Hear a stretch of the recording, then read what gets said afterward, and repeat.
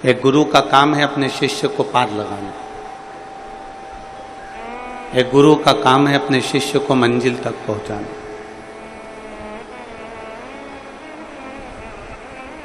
एक गुरु केवल और केवल अपने शिष्य को तार देता है, शिष्य को मंजिल तक पहुंचा देता है। गुरु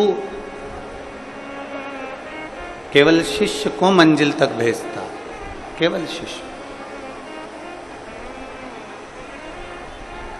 गुरु अपने शिष्य को मंजिल तक पहुंचा देता है, पर यदि अपने घर में, यदि अपने नगर में, अपने घर में, अपने नगर में, अपने क्षेत्र में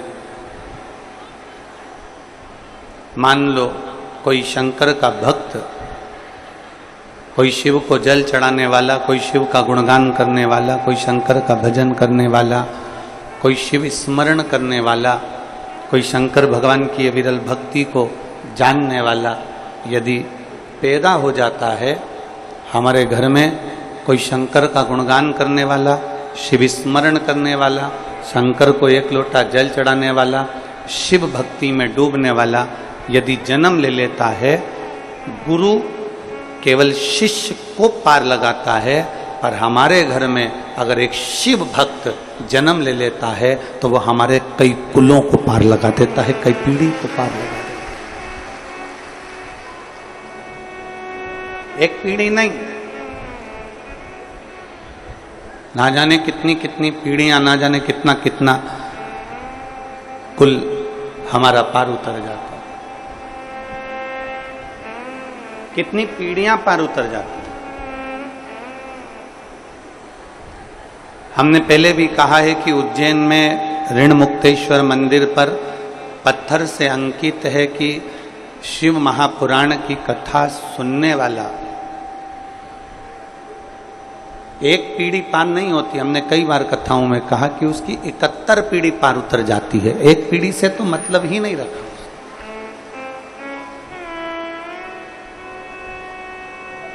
गुरु केवल शिष्य को पार लगा सकता है, और कोई भी गुरु होगा वो अपने शिष्य को पार लगाने का प्रयास करे।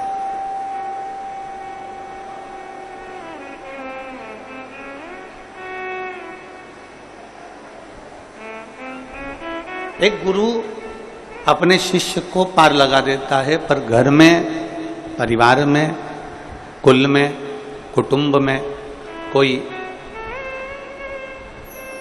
ऐसा शिव भक्त, भगवान शंकर का भजन करने वाला, भगवान शिव का स्मरण करने वाला कोई शिव भक्त हमारे घर में जब जन्म ले लेता है तो वो केवल खुद को तारता नहीं, खुद को पार उतारता नहीं, वो ना जाने कितनी कितनी पीढ़ियों को पार उतार देता है। कितनी कितनी पीढ़ी। और यहां तो शास्त्र कह रहा है कि एक दो पीढ़ी से तो मतलब ही नहीं रखा। मेरी जीजियों, मेरे जीजाओं, मेरी बेटियों, बेटाओं, मेरी माताओं, मेरे भाई, मेरी बहन, यहां जितने बैठे हैं और जितने आस्था चैनल पर कथा सुन रहे हैं, ये सब आपकी चित्त वृत्ति में बिठा कर रखिएगा कि आप सहज नहीं हो।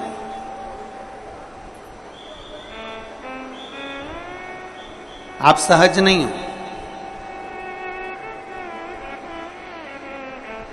सारी कथाओं को सुनना सरल है, भागवत सुनना सरल है, रामायण सुनना सरल है, भागवत पढ़ना सरल है, रामायण पढ़ना सरल है, सारे पुराणों को पढ़ना सरल है, सारे पुराणों को सुनना सरल है, सारे पुराणों का मनन चिंतन करना सरल है। पर शिव महापुराण वेद व्यास जी खुद लिखते हैं, 18 पुराण में से एक पुराण शिव पुराण ऐसी है कि वेद व्यास जी लिखते हैं कि शंकर को कोई नहीं जान सकता, और शिव महापुराण को जानना बड़ा कठिन है, बहुत कठिन। कितने कितने जन्म,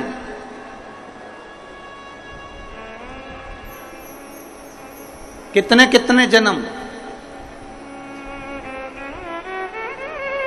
और भाग्यशाली हो रहे भिलाई वालों, और भाग्यशाली आस्था चैनल पर कथा सुनने वाले। सावन का जो महीना जिसमें आप कथा सुन रहे हो, सावन का ये महीना जिसमें आप कथा श्रवण कर रहे हो, सावन का ये महीना जिसमें आप भगवान शंकर की अविरल भक्ति को धारण कर रहे हो। सोमवार से सावन चालू हुआ और सोमवार के दिन सावन विराम होगा। ऐसा सावन 72 साल के बाद आया। 27 जुलाई 1953 में ऐसा सावन पड़ा था। कितनी तारीख को? जम के बोलो जरा।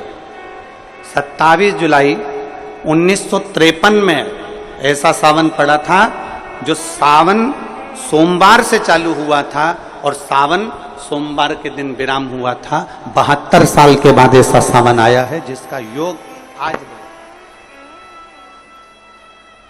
27 जुलाई 1953 में ऐसा सावन आया था।